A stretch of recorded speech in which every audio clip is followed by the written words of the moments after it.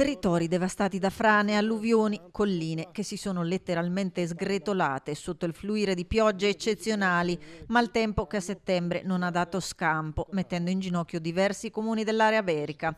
Arcugnano, Barbarano Mossano, Castignero, Longare, Nanto e Villaga.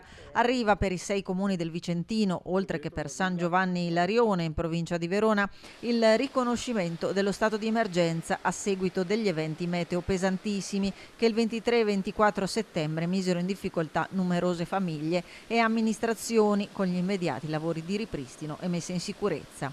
Per far fronte alle esigenze più immediate sono stati stanziati 2 milioni di euro sul Fondo per le emergenze nazionali. Ora sono stati stanziati solamente 2 milioni rispetto ai 40 che abbiamo richiesto, però riteniamo che questo sia semplicemente il primo passo per l'ottenimento successivo futuro. È un passo assolutamente importante, un obiettivo che avevamo ricercato con impegno, dedizione e con soddisfazione possiamo dire di esserci riusciti. Giornata che viene abbracciata con soddisfazione dagli amministratori del territorio e vissuta come un primo passo rispetto ai fondi richiesti. A livello provinciale ci siamo interessati alla questione, ma sicuramente anche a livello regionale e a livello nazionale c'è stato un grande supporto dei nostri rappresentanti e questo è il frutto del lavoro fatto. 2 milioni di euro che sicuramente non coprono tutti i danni che l'area berica ha subito, ma che sono comunque un primo segnale di attenzione verso questo territorio. Si tratta ora di prestare attenzione e sollecitare dei futuri nuovi stanziamenti per coprire l'intero danno che c'è stato su queste colline e su questi comuni.